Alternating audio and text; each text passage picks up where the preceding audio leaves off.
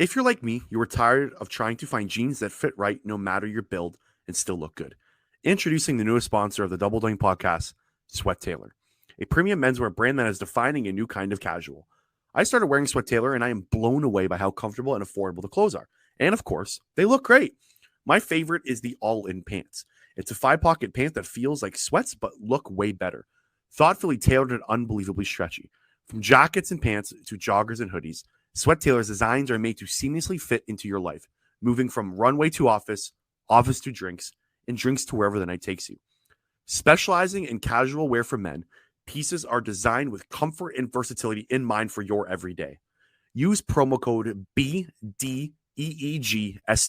That is BDEEGST for 25% off. That again is BDEEGST for 25% off your order at sweattailor.com.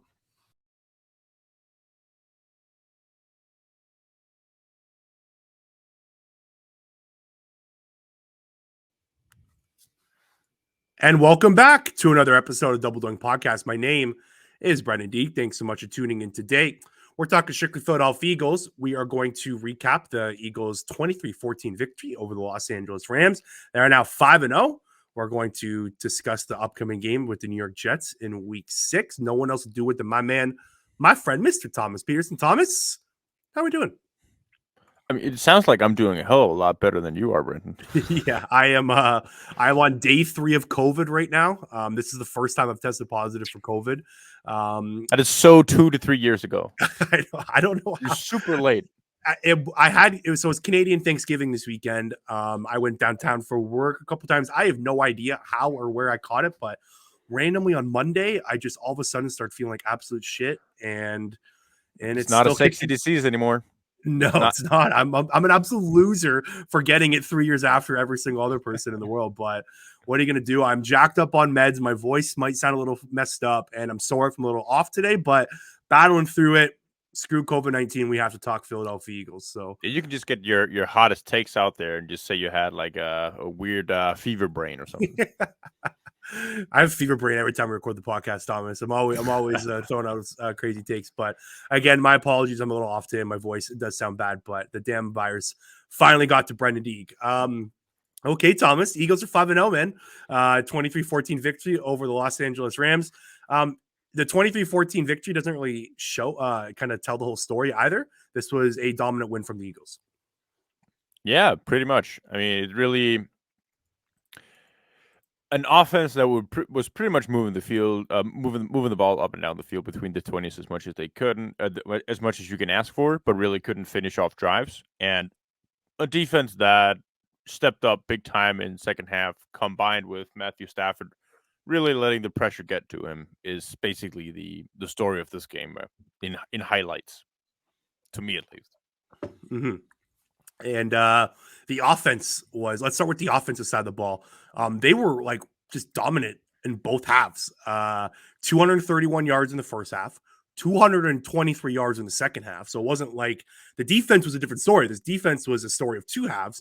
The offense, it was 4 quarters of straight dominance. Let's start with Jalen Hurts, Thomas. I think this was his best performance of the year. Do you agree with that?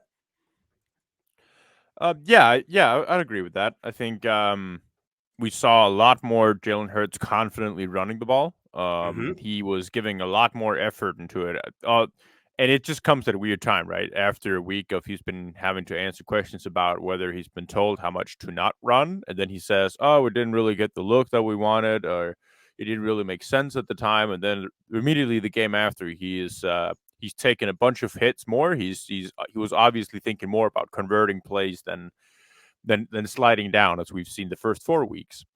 I think he was better passing the ball. He was more decisive with the ball. Let's say he that big shot he hit to AJ Brown in the second half, where he's stepping around in a super clean pocket, was really nice to see. He did leave the pocket early a couple times where he could have easily stood in there. I mean, big time credit to the Eagles' offensive line. I mean, they obviously had a big time game plan against Aaron Donald, something they really discussed throughout the week, and they executed. And massive prop to Suopeta and Lane Johnson for Mm-hmm. being the ones primarily engaged with Aaron Donald on the left side. I mean, the Rams were obviously they looked at the Eagles' offensive line and say Suapeta is the guy Aaron Donald is going to go up against. That's the weak link of their offensive line, and it didn't work. He did nothing in this game. So yeah, I guess to me the biggest story for the offense was the drive to end the second half. I mean, you're starting at your own 25, you go down the field and you score a touchdown in 36 seconds. That was obviously AJ Brown's one hand catch and run. Then was a horse collar tackle on that play as Yeah, well? so it was funny. So what? There's like 17 seconds left, I think, and deep pass over the middle of AJ Brown, outstanding one-handed catch, then a horse collar tackle.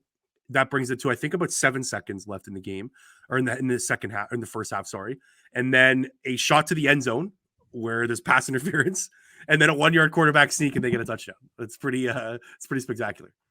Yeah, that was a terrific way to end a half. That was other than that, it was the same as last week, where they basically like they have like 3 drives in the first half, 3 or maybe 4, and where the fourth one being 30 seconds remaining in the half.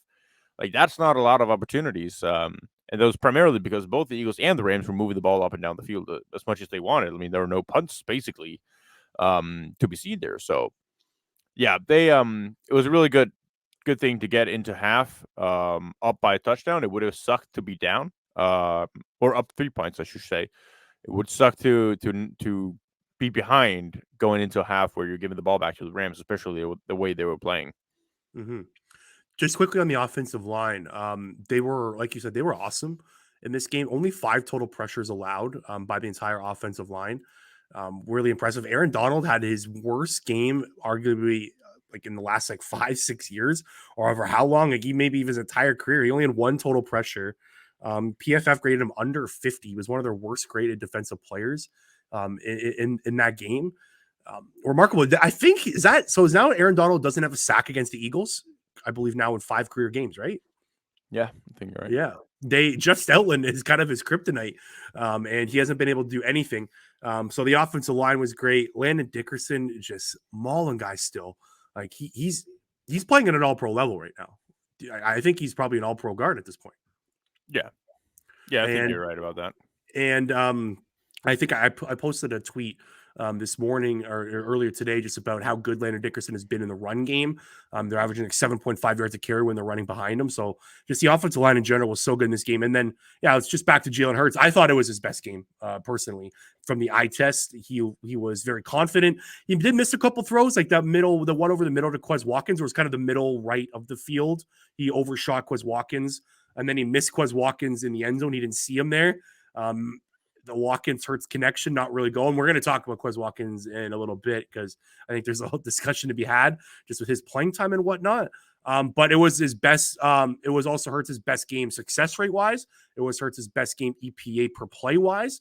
It was one of his best games of his career from statistic wise, from efficiency standpoint. So I thought he was really, really good. And it was really encouraging to see, especially the run stuff like that run on 3rd and 7. Oh, like I don't know how. Did you see his ankle? Like how his ankle rotated in that? I don't even know how he's walking right now.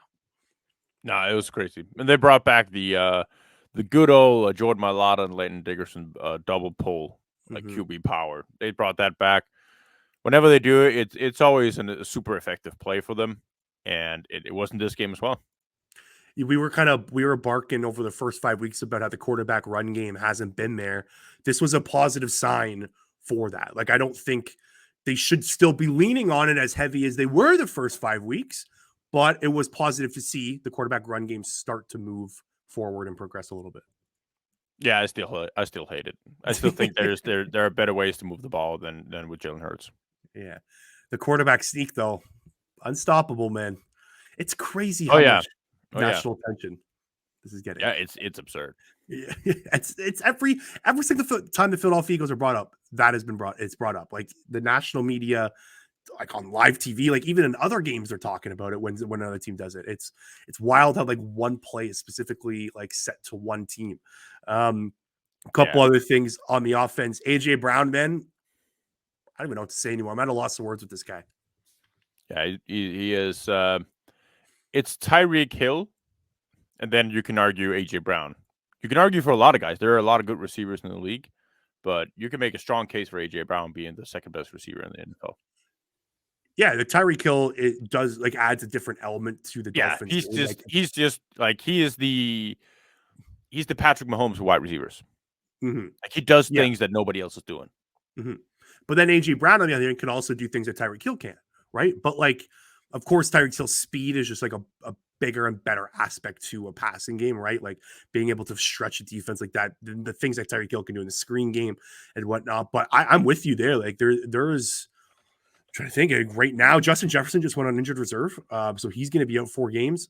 I don't think it's crazy that we could see AJ Brown second or first in receiving yards by the end of the season. Right now, he's led the league in receiving yards over the last 3 weeks. He has 125 plus yards in the last 3 games, 127 in week 3 or 127 in week 5, 175 in week 4, and 131 in week 3. He's just on a tear right now. What was the tweet that you had about what pace he's on and breaking the He's on pace for like north of 1,800 yards receiving.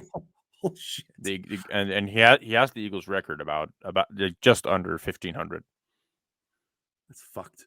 It's crazy. He's like exceeding my expectations every single week. Were you around for Terrell Owens back in 04? No. No? Not really. That is just about the time where I started watching it, and I didn't really pay attention to T.O. at that point. I like that was I think I started watching I watched the Eagles in 2002.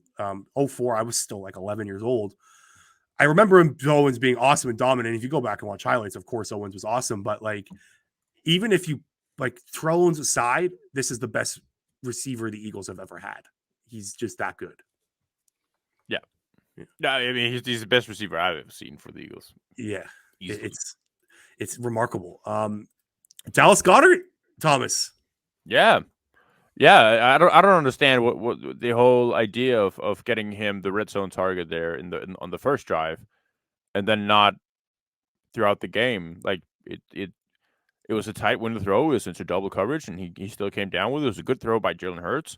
And I guess what I'd like to see a little bit more of them trying to hit up the seam when they're in the red zone, because he's a big body target, and he's one of those guys when it's rolling for him, he gets into another gear. As boneheaded as his game was last week, like when things aren't clicking for him, as good can it look when he's getting into a rhythm. And man, did they get him into a rhythm on that first drive, and he's catch down the sideline on that man coverage play where Hurts lobs it beautifully over a defender as he's coming up on a wheel. Really good play as well. So yeah, I think Dallas Goedert is probably one of the answers that they're looking for in terms of how to unlock the red zone offense. Did you? You obviously saw that they had like a 300-pound defensive lineman trying to run with Dallas Goedert on that wheel route. Number 97 on the Rams. I have no idea who it was. I have no idea who it was. He was a defensive lineman. But like Goddard had like 4 or 5 steps on the guy. Well, if you're a defensive lineman, you don't want to be running with Dallas Goedert 35 yards or 30 yards down the field or whatever. It's not the way to do it. It was when I went back and watched that play. So basically, it was a bear front for the Rams, and he was one on the edge. And I guess in Raheem Morris's coverage system, he was in charge of the left side of the Eagles' defensive offensive line, and Dallas Goedert was there. So when he pulled out and ran, he was in charge of covering him. The linebackers were on the half side of the field. So it was a perfect design for that coverage. And it was definitely something that Brian Johnson probably saw on tape. Maybe it was just the right call at the right time, but I'll give him the benefit of the doubt and say that it was the right call at that time. I thought Brian Johnson did a really good job in this game. Up until the 20-yard line on the first drive, the red zone was good. We're going to get into the red zone conversation at the end of this segment, but I thought Brian Johnson improved. It almost like say Brian Johnson's getting better and better every single week. Yeah, and I think it also just comes back to utilizing the personnel. I mean, I'd still say I don't get how DeAndre Swift didn't have more than 3 carries in the first half, but their usage of DeAndre Swift is kind of a give and take. Like, you want him to really get the ball. You also don't want him to get injured. But the fact is, he's just the best asset to the offense right now. I mean, outside of A.J. Brown, DeAndre Swift is the most reliable guy they have in offense. and it's Yeah. just a shame not to use that. I've been so impressed with DeAndre Swift Thomas. Like he looks so good. Like he just from the eye test, like he just pops off the screen. They use him in the passing game a little bit more in this game as well. I do agree with you. They do need to use him more in general in timely manners. Like I think in the red zone, they really could use him as well. Let's just get in the red zone conversation right now while we're on the DeAndre Swift topic. They were 2 for 6 in the red zone in this game. They are now 27th in red zone efficiency throughout the year. Is there any concern there with the red zone for you going forward? Yeah, play calling sucks. I mean, they're using they go QB sneak 2 times in one series, one on 3rd and 10, and on 3rd and 12. First and 10 and 3rd and 12, and it doesn't work. And last week they run a freaking outside power on 3rd and 11.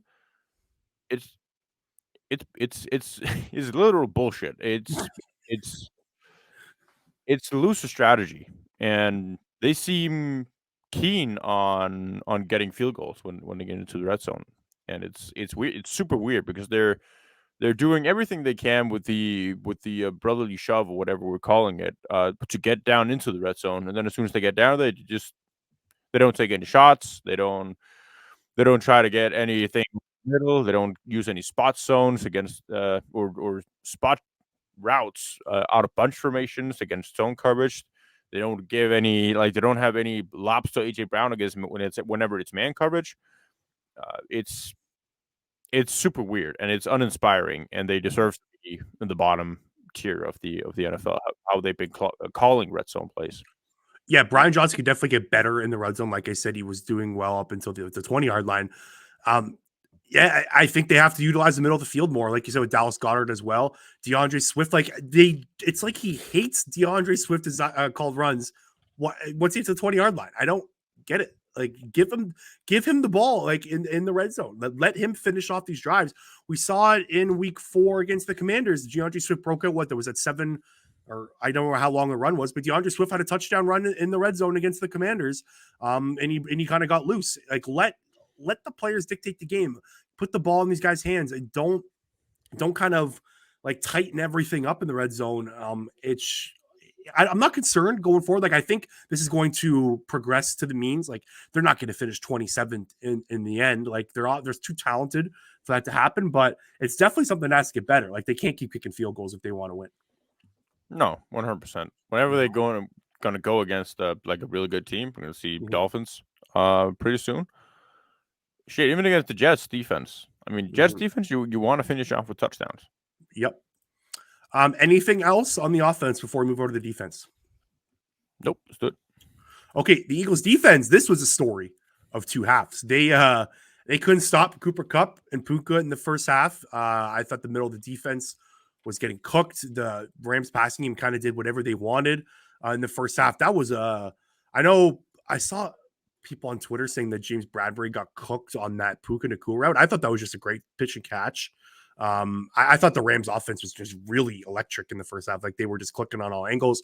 Like I said, that throw to Puka into the end zone was brilliant. And then second half adjustment. We as Eagles fans or Eagles people that follow this team, we've never seen that before, especially the last 2 years. We're kind of allergic to second half adjustments. And Sean Desai comes out in the second half and changes things up. They really, in the first half, they had like Mario Goodrich on Cooper Kupp. They had Eli Ricks on Cooper Kupp for a bit. They kind of threw every other player except for Bradley Roby at Cooper Kupp. Nicholas Morrow, yeah, like they were trying so many different things to try to slow down the Rams passing offense in the first half. And then Bradley Roby, the savior, comes in and does a tremendous job on Cooper Kupp in the second half. So in this game, Cooper Kupp versus Bradley Roby, he had 3 targets, 1 reception for 5 yards. Cooper Kupp versus everyone else, 9 targets, 7 catches for 113 yards. It was pretty remarkable how a guy they signed off the scrap heap and a guy that they just signed this week comes in and was a complete game changer for this team. Yeah, for sure. Yeah, it like you said, they as soon as they said Bradley Roby in there, he only had 1 catch. It was a first down catch, but he had 1 on 3 targets, for just about 5 yards. So yeah, Bradley Roby did a really good job on him. those one play I sent to you where they're coming out in a two-man bunch situation where basically Cooper Cup has a three-way go. He decides to go to the flat, then he ends up getting on a wheel route afterwards because it isn't open to begin with, and it kind of becomes a scramble drill. And Bradley Roby stays with him all the way through it, and the ball is out as soon as Cooper Cup is turning, so there's no chance he's going to get the ball at that point. I thought that was really impressive. And just overall, Bradley Roby looked really good moving around, looked fluid, looked fast. There were a couple of times where he got beat down the field where Matthew Stafford simply didn't see him because he was under pressure. But overall, I think he did a really good job getting in there. Yeah, it was really impressive from a guy from a guy that just, like I said, signed just this week. And what else did you see from the Eagles defense? How did they slow down the Rams in the second half? What besides Bradley Roby and whatnot? Blitzed a ton more. They had some more stunts up front, which allowed them to get more pressure. Used Hassan Reddick's speed to get inside. And really, the focus on Jalen Carter allowed them to do so because a lot of the stunts that were coming in were outside or the edge rushers coming inside, more so than usually. What you'll see sometimes is you'll see the inside guys coming like designed to loop around, and that worked. They got a lot more pressure on Matthew Stafford in the second half. They just started to get to him. They started to get some pressure in there, so he had some more off throws, which you'll naturally see. Like quarterbacks are usually dead accurate, but as soon as you get them under a lot of pressure, you start hitting them. Jalen Carter, absolutely a testament to that as well. He really got in there. He applied a ton of pressure. The amount of double teams that he destroyed in this game was absurd. So I think it was a combination of the D line getting a lot more pressure. They got more stunts in. They blitzed a ton more than what they usually do. And then Bradley Roby basically playing an entire half with JB and Slay on the outside. You did another breakdown of Jalen Carter on your YouTube channel, Breaking the Birds. Have you done one every single game of Jalen Carter on your channel yet? Or is this just about? It was okay. 1 week where I didn't do any videos of anything. So I think I missed it there. So what would you say this was Jalen Carter's best game from what you watched on tape? It's so hard to differentiate between them. He's winning in different ways every week. This week he definitely did a better job against double teams than what we've seen in the earlier games, but it's not like he's not up and down. It's so consistent how he's winning. It's not where you go, oh, this was his best game because you've seen flaws in other games. He's just really, really good in every game he plays. And it's scary, to be honest, of just how good he is and how many ways he wins on the line. There's not a way that there's not a move I haven't seen him try to make. No, there should be one. That is, he hasn't bent off the edge like an edge rusher did. He hasn't looked like Josh Sweat coming off an edge. You know what? Kill him for that. Crush him for that. He's not good That's enough. about it. That's the only thing he hasn't done. He's beaten more double teams than Josh Sweat has in his career so far, but that's the whole other discussion. He is absurd. People who want to go ahead and talk about the Seahawks corner Witherspoon, who has also been really good, haven't been paying any attention. It's really unfair to be a defensive tackle and to get engaged in rookie of the year conversations because if you don't get sacks, people won't talk about you. And what Carter is doing is altering offensive game plans against the Eagles. He was dominant again. Like you said, 2 sacks, 3 pressures. He now has 25 pressures, leading all defensive tackles in pass rush win rate, 3.5 sacks on the season, more than all rookie defensive tackles in the league combined. I just give him defensive rookie of the year now. I think I'll go as far as say this.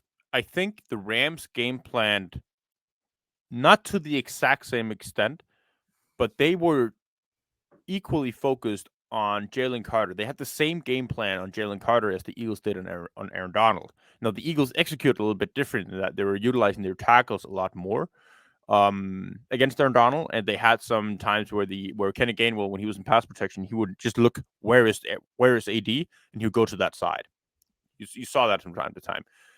Rams did the exact same thing here with Jalen Carter in the sense that every time he lined up in a 0 technique or a 3 technique, the two that were on that side would instantly look for Jalen Carter. The center and usually the right guard that would be were always keying on where Carter is. The difference between Aaron Donald and Jalen Carter in this game is that Jalen Carter led he had offensive linemen sitting in the dirt after every single snap. He always beat the first guy, and then sometimes his momentum didn't carry into the second blocker. Aaron Donald against the Eagles, total non-factor. Wasn't anywhere to be seen. Mm-hmm. Did you see that play where they had Lane Johnson follow Aaron Donald like it was man to man in basketball? I have watched football for 23 plus years, whatever it is. I've never seen that before. Have you ever seen that before? You're a film grinder. Have you ever seen that? Yeah, I've seen Jordan Mailata do it in the beginning of his career, and I don't know if it was on purpose. That's probably not on purpose. There's definitely maybe Stoutland is done. That's just it's so hard for a tackle to loop and follow a player. It's just with how much chaos comes in the middle of every play. It's very hard for kind of players to crisscross and stuff like that, especially in the offensive line. But they're also taught that if they get beat inside, they just carry the guy as far as they can to that side. So it was also a little bit of a consequence of Aaron Donald beating Lane Johnson inside, and so his only way to really gain his leverage on him was just to push him as much as he can inside. Just so happened to push him so much inside that he got all the way to the opposite line. This may sound crazy, but it might not be if Jalen Carter's sack numbers start going up, he only has 3.5. It not only 3.5. I didn't mean it. I was about to say. Yeah, I meant it because this might be a COVID-19 take here, but I don't think it's crazy that Jalen Carter could be in defensive player of the year conversations in 5 weeks. Is that nuts? Am I nuts? Yeah. Okay. Fuck it. I'm crazy. I'm cuckoos. He's the best defensive player on a top 3 team right now. Yeah. And my point with the sacks is Chris Jones had 12.5 last year, something like that. I thought Chris Jones. I think Chris Jones is also off to a freaking amazing 4.5 sacks in 3 games. Yeah, well, last year, Chris Jones he didn't win defensive player there. I thought he should have, but he had 12.5 sacks. It's very hard if you're not Aaron Donald to win defensive player of the year if you are an interior defensive lineman. So if Jalen Carter because there are still sacks to be had with him. I still think those sack numbers are going to go up. I still think TJ Watt and Browns Myles Garrett are the clear front runners, and I think they're going to continue to be so. Do you think he has a chance of getting a vote? A vote? Yes. A vote. Okay. But the way the voting system has been turned into that they're giving points from 5 to 1. Yeah, I think he'll get a vote. Oh my God! I was talking with someone. I talked about this on my podcast with my co-host about this. There was someone crazy who got an MVP vote last year. There was randomly some bad players that get MVP votes and stuff like that all year. So yeah, you're not wrong with the voting system. Okay, just a couple more things on the defense before we move on to the Jets game. Hassan Reddick is back, Thomas. He's looked great the last 2 weeks. 10 pressures, 3 sacks over the last 2 weeks. He looks great without the cast off. If they can get 2022 Hassan Reddick, oh boy, this is. He's been looking great in the first 3 weeks as well. He's been very close to getting production. It was just very frustrating to not see him get home. He just lacked what felt like half a second more. Mm-hmm. His 2 moves on the sacks though were terrific. Yeah, that second. So he had the back-to-back sacks on that final drive. The second one, when I was watching that play live, when you watched his get off, you were just okay, this guy's getting the quarterback. You knew a sack was coming. The second he got off the ball, he was so fast getting. They tried to chip him as well. And I don't know if it was a tight end or I think it would have been Kyron Williams actually tried to chip him, and then he just exploded around, and it was already too late at that point. Yeah. One more thing. I might be overreacting here, but Darius Slay kind of looks off, Thomas. I'm the first 5 weeks. He didn't look really good again in this week. He didn't look good at all against Washington. I'd be lying if I said I wasn't a tad worried about Darius Slay right now. Yeah, I think the Eagles, the secondary in general has been off. Yeah. And Slay too. 100% Slay. No, you're definitely not alone on that one. He looks very hit or miss. And if he misses, he kind of looks like giving up a little bit. Yeah, like so on the year, he's given up 27 catches on 38 targets for 318 yards and 2 touchdowns. Um, he's averaging 11.8 yards reception. This is not the Darius Slay that they signed up for. It's not the when they signed him to that new contract this year. They were expecting a number one corner on the team. He's obviously the number one corner by default right now, but they're not getting number one cornerback play out of him. And I really hope he picks it up because they need him. Like they're going to be playing some really good pass defenses coming up. The Dolphins on Sunday night, or pass offenses, sorry. The Dolphins Sunday night. The Bills are coming up. The 49ers are coming up. Like they have a schedule against some grueling opposing quarterbacks and offenses. So they need Darius Slay to pick up his play. He's not looking good, and the stats kind of back it up too. Yeah. The Double Doink podcast today is sponsored by Manscaped, who has taken a step up from Halloween to bring your face the cleanest shave it's ever seen. So this season, no need to toil and trouble. Manscaped's all-new Handyman is the best way to get rid of that stubble. Featuring a compact design and next-gen skin-safe technology, the Handyman was designed to give you that smooth finish without the mess of a traditional shave. Get the sweetest treat this Halloween by going to manscaped.com and use code DOINK20 for 20% off and free shipping. It may be spooky season, but you don't want to scare people with that scraggly beard. Give them something to look at with Manscaped's Handyman. Are you tired of a bad razor making your neck look like a scary movie? With the Handyman skin-safe technology to help reduce nicks and cuts, you can finally feel confident when going for that close shave. For wet or dry use, feel free to bring this anywhere and everywhere. The compact design and airplane friendliness make this the perfect travel tool for on the go. And being able to shave up to 3 days growth without the mess of a wet shave is priceless. Get 20% off and free shipping using code DOINK20 at manscaped.com. That's 20% off with free shipping at manscaped.com using code DOINK20. For a look as sweet as candy, get yourself the Handyman from Manscaped. The Double Doink podcast is sponsored by BetterHelp. Life is hard. It's especially hard when you don't have someone you can open up to. Not everyone is comfortable talking to their friends and family about their personal matters or anything that is bothering them on a day-to-day basis. Mental health is so important to continued success in this world. Therapy is a great way to regroup and get everything off your chest. Insert BetterHelp. BetterHelp is the largest online therapy service, 100% online. They will match you with professional licensed therapists you can trust. You can talk with your therapist however you see fit, via text, phone call, or video chat. BetterHelp has successfully helped over 4 million people worldwide deal with their day-to-day mental health issues. Use the link in the podcast description to get 10% off your first month at BetterHelp. Okay, let's move on to the New York Jets game. So that is on Sunday at 4 o'clock. The Eagles are undefeated against the New York Jets all time. The New York Jets have not beaten the Philadelphia Eagles. I don't know do you know how many games it's been? I'm going to look that up. I'm looking that up right now. They're 0-12 against the Eagles. 0-12. Wow. I remember the last game was the Gardner Minshew game, right? When they played the Jets? I believe so. Yes. The last time Eagles yeah. played the Jets, I was in a bar in Crete. Isn't that what it's called in English? Crete, a Greek island. And the year before, the time before that, in 2019, I was in a bar in Spain. So on Sunday, I will be in Portugal watching. Yeah, that's what we're talking about, baby. I thought that was fun. I looked it up and I remembered the last. And no, not at all. It's totally random. I just thought the last time I watched the Eagles and Jets is, it was I remember that one. And then when I looked at the head-to-head schedule of it, I saw that the game 2019 was the exact same thing. And I remember where I was and just remember that there were pretty comfortable wins both times.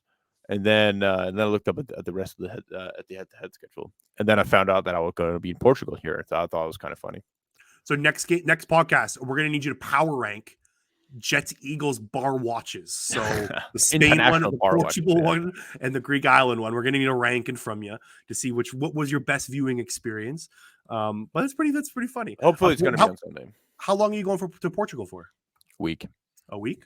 Yeah. Cool. It's going to be shitty weather. We were actually just going there to get some sun, but it's going to be thunderstorms all week. So we'll find something else to do. Yeah, you'll be able to find something to do. We'll go restaurant hunting. Yeah. Restaurants, yeah. When do you leave? Friday. Well, Yep. enjoy your trip. I will miss you on the pod next week for sure. But that's awesome, man. But let's talk about the game. Their biggest weapon. So let's start with the Jets offense. The Jets' biggest weapons on offense are Are Garrett missing. Wilson, Oh, wait. Garrett Wilson and Brees Hall. Yeah. Which one scares you most or more? None. None? No. Eagles are the best run defense in the league. They'll shut down anyone. Brees Hall is not going to get anything going. If he does, I will be very surprised. There's not a capable way of winning. You can't go into a game against the Eagles and win running the ball. Mhm. I don't think I just don't believe that will happen.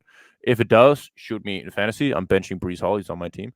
And yeah, so it'll be. I guess to answer your question, it would be Garrett Wilson, but who's throwing him the ball?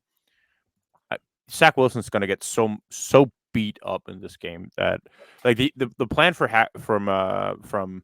Hacken, the fight in Hacken, the Jets off, it would just be get the ball out as soon as possible. They're going to get smothered up front. Elijah Vera Tucker is out now.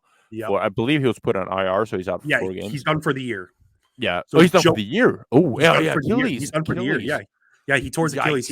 That's back-to-back years with season-ending injuries for him. Joe Tippmann is stepping in at right guard. So when I was kind of researching this matchup, what caught my eye was the Jets really like to use the right side of that offensive line. Like that's where Brees Hall and the run game was more focused to. So so far this year, rushing to the right side, Brees Hall is averaging 14.3 yards per carry. The rest of the line, he's not doing well at all running the left side. Now Elijah Vera Tucker's out. He was the right guard. So I think that kind of takes away a huge portion of what that Jets offense wants to do. Yeah. Yeah, I'm just looking down the roster of the Jets. If they score more than 10 points on Sean Desai, I'd be surprised. Yeah, so back to Garrett Wilson. So I agree with you. First off, just finish off the Brees Hall and rushing attack stuff. I agree with you. I'm not worried much at all. Like the Eagles' run defense is so stout. I think they're going to be just fine holding up Brees Hall. Garrett Wilson over the middle of the defense against opposing defense has been very good. That's where they like to get him. He has 11 targets for 7 catches, 140 yards, and a touchdown. So they really like to get Garrett Wilson on these in-breaking routes. When they do get him there, they're very successful at it. So the Eagles' safeties are going to have to be kind of they're going to have to be watched at and make sure they take away somewhere over the middle of the field, the Eagles linebackers and whatnot. So if they can keep Garrett Wilson on the edges, I think they're just going to be fine. Zach Wilson is at his best when he's targeting the middle of the field. And if they can kind of take that away, which he did a very good job of against the Rams in the second half, I think they're going to be just fine. Yeah, Zach Wilson played better in the last few weeks here. Obviously had a very respectable game against the Chiefs. So it's not something to take too lightly.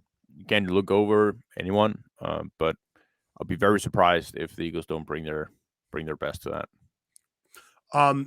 He's been playing better. You're right, but I was pretty surprised when I looked up these stats because I was like prepared to like get like 2 game sample size worthy Zach Wilson stats and go, look, he's playing better for Eagles are going to have to stop him. Over the last 2 weeks, Zach Wilson is 31st in EPA per play and 32nd in success rate.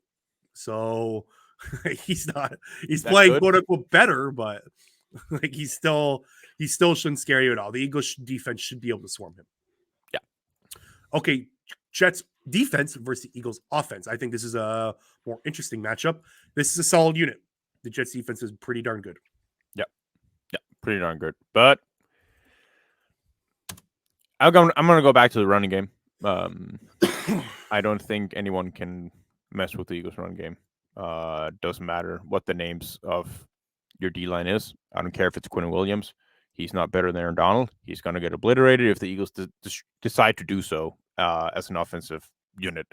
They have some players on their D-line for sure. And I also think it makes a lot of sense to get the ball out of Jalen Hurts' hand, either by running or by getting it out on the perimeter and using his legs a little bit and trying to get some throwing on the run. Simply because if the Jets is going to win anything as a defensive unit against the Eagles, it's got to be pass rush. And it's just I have too much faith in AJ Brown and Devontae to be scared of anything. It doesn't matter if their name is Sauce or not.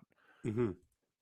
I think AJ Brown can absolutely destroy Sauce Gardner. And I agree. yeah, Yeah, the I'm way with you. AJ is playing right now, nobody can stop him, in my opinion. Yeah, like Sauce Gardner, of course, he has the name behind him, and he was really good his rookie year, but he hasn't been unstoppable this year at all. Like he has 23 targets against him in coverage, 17 catches. He's averaging 105.7 passer rating.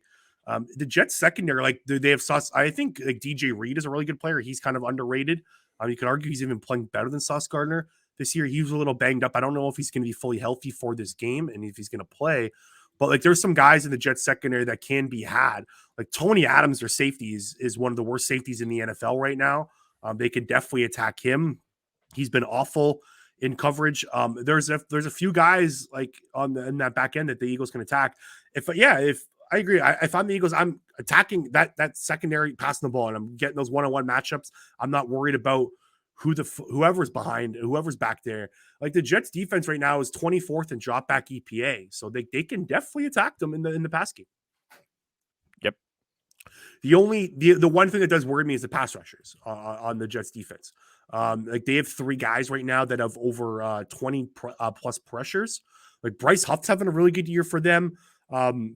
There's a few guys on that Jets defensive line that can get after the quarterback. Quincy Williams, a linebacker, like just playing out of his mind right now. So the front 7 of the Jets is better, in my opinion, than the back end, even if they do have Sauce Gardner and DJ Reed on there on the back end. I do think if the Eagles can stabilize the front 7, they're going to be just fine. And the Eagles have the best offensive line in the NFL in Jets Helton. So this is like the matchup really works well in the Eagles' favor on both sides of the ball, in my opinion. Yeah, I agree with you. All right. Let's get out of here. Before we do that, we need prediction time. So what we feeling? What we thinking? Eagles got their red zone offense figured out a little bit more. Jets defense got some plays, get some takeaways. Probably Jets offense can't really get too much going. They'll benefit off a turnover. Let's say 13-31. Okay, I like it. Eagles, of course. I think the Eagles defense is going to really do a really good job against the Jets defense. Eagles defense is going to do a really good job against the Jets offense. Sorry. I think the Jets are, you have 13 points. I'm going to go 10 on the Jets side. And I think the Eagles offense does a really good job. I think I'm going to go 27-10 Eagles. I think the Eagles win comfortably. Maybe in the first quarter or something, the Jets score on their first opening drive or something like that, and everyone gets excited. But I think the Eagles start to roll a little bit in the second quarter and going forward. And they got to win this because the schedule coming up. It's getting tough. This is like their last kind of easy one. They have a tough sketch of games coming up.